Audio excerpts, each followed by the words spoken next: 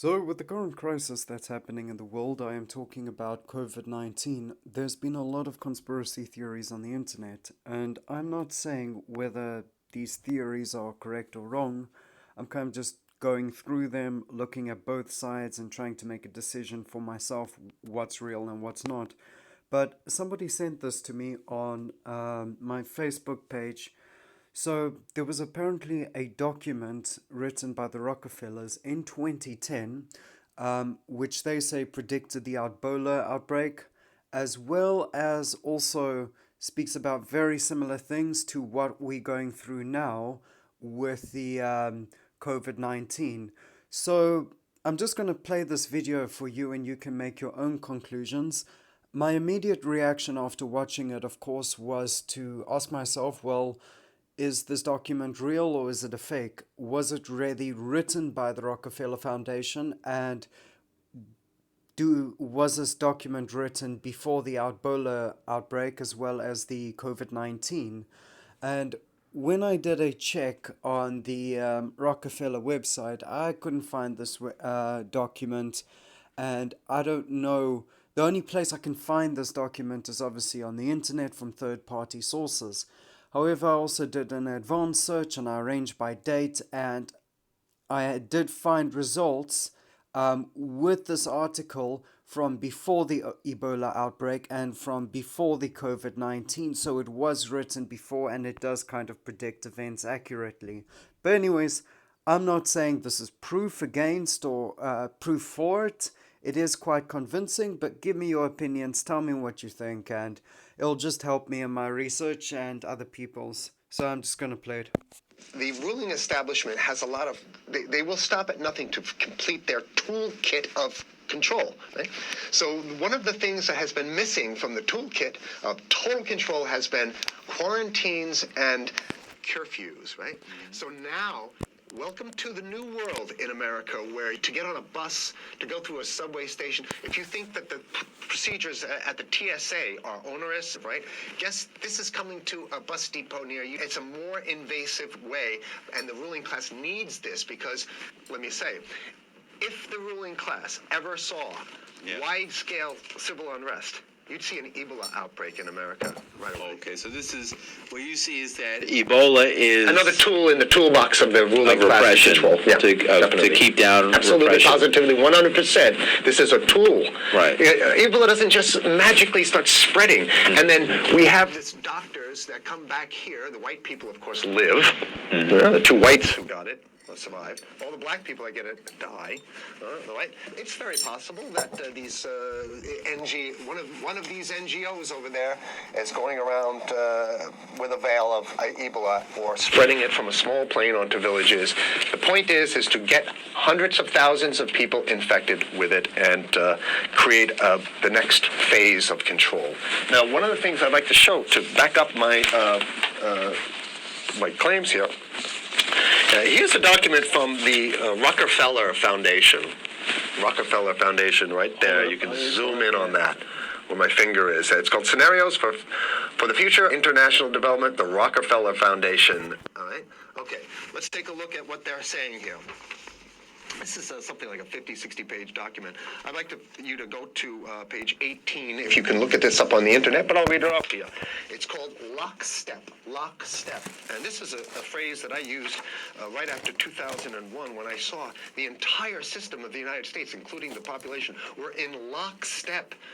So the Congress went along, and yes, it was Osama bin Laden, and the people waved their flag and said, I hate, hate, hate, hate, and everything was in lockstep. Well, in 2010, they published this, Rockefeller Foundation, and here's what they're saying.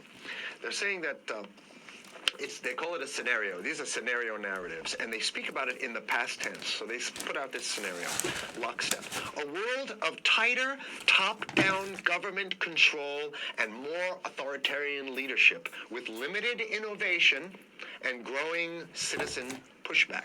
Okay, I'll read a little bit of it. In 2012, the pandemic that the world had been anticipating for years, nobody was anticipating a pandemic, finally hit.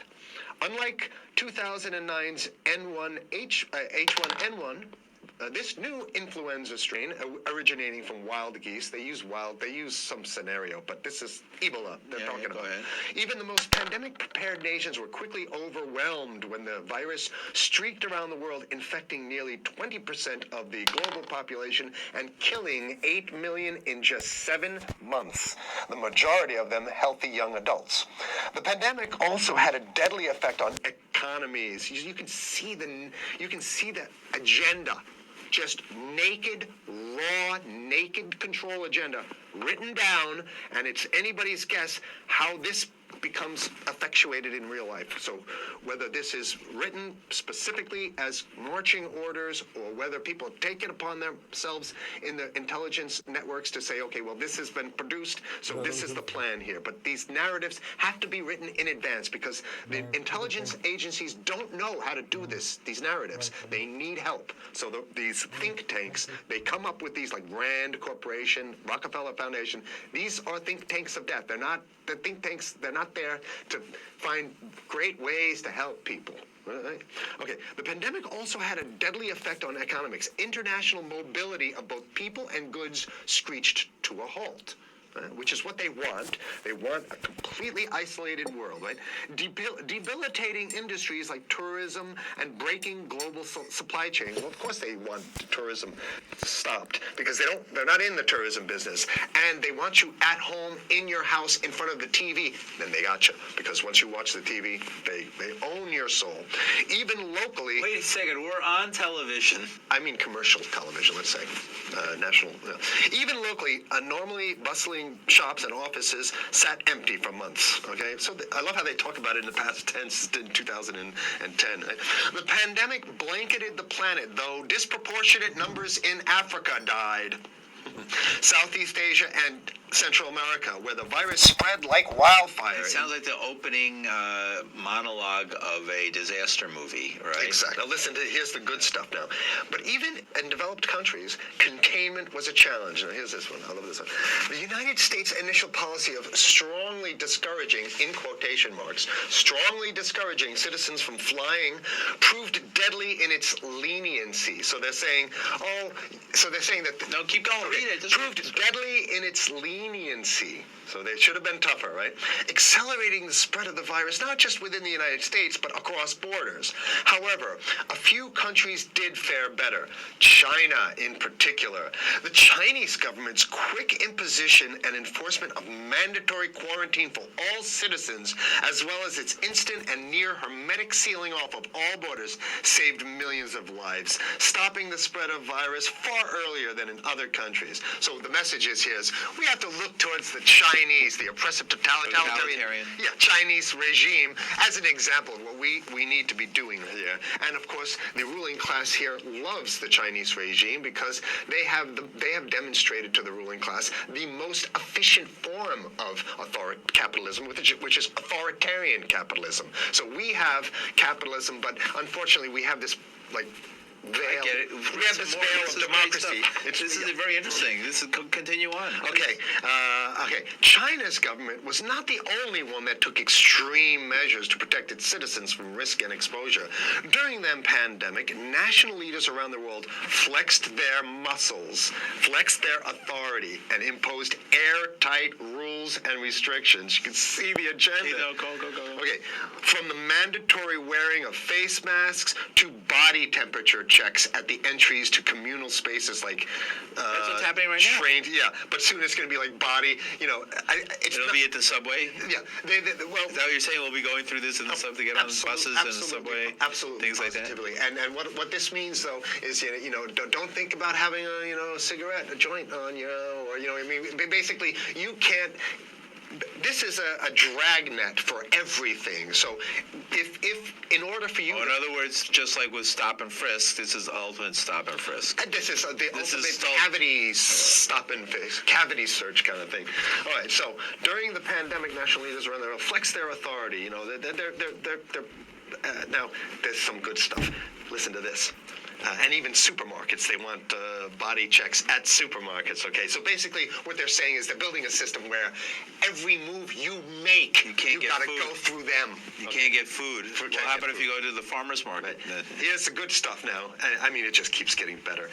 Even after the pandemic faded, this more authoritarian control and oversight of citizens and their activities stuck and even intensified. That's the whole point. So they're going to get rid of... Did that happen already with 9/11? Of course. 9/11 was how many, 14 years Sure, ago, and sure. we still have all these draconian So they're rules. going to put the body cavity USA, searches Patriot, in. and all That's that right. stuff. So in order to get to a supermarket, you got to have a body cavity search. And then when there's no more Ebola, well, you know what? We kind of like this way because we have a complete infrastructure of a control grid.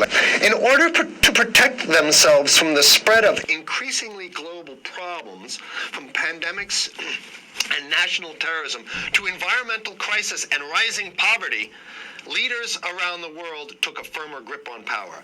Well, what the hell would rising poverty have anything to do with imposing strict citizen controls with face masks? So they're very sloppy stuff here. At first, the notion of a more controlled world gained wide acceptance and approval. I'm sorry. Nobody likes this stuff. They're just saying it. I have to provide analysis. We only have 5 minutes left, so that's Oh my God, okay. Citizens willingly gave up some of their sovereignty and their privacy to more paternalistic states in exchange for greater safety and stability. I mean, that's just a complete naked contradiction to the famous saying that if you think you're going to give up a little bit of security, I mean, if you're going to give up your freedom for security, you're going to get neither. That's the long-standing thing. And here what they're doing is they're not even ashamed or embarrassed to absolutely say the exact opposite. They're saying, yes, we all want to give up our privacy and sovereignty for more stability and security and stability. So you don't get that. When you give it up like that, you get the shaft. Can you show us the cover again of what you were just reading? One more time, and then I have two more documents. Right, this is what we were reading here, and just zoom in a little. Okay, so there you go. And on this topic, I did try to find if this is mentioned on the Rockefeller website, and unfortunately I couldn't find any results. I've put the exact phrase of the book and the website, but I found nothing. What I was able to find though, you see, no results found. What I was able to find though, if I go back in time, before a certain date, I'm able to find results for this file before the coronavirus incident or before the Ebola one.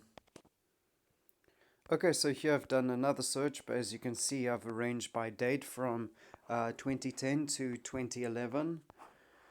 And looking at the results, for example, if I click this one, and here's the file. If I go to page 18, hey, it's gone all the way to 30 over here.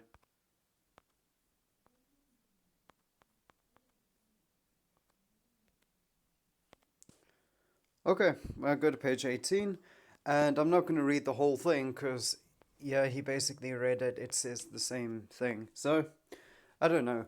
Give me your opinions. Tell me what you think.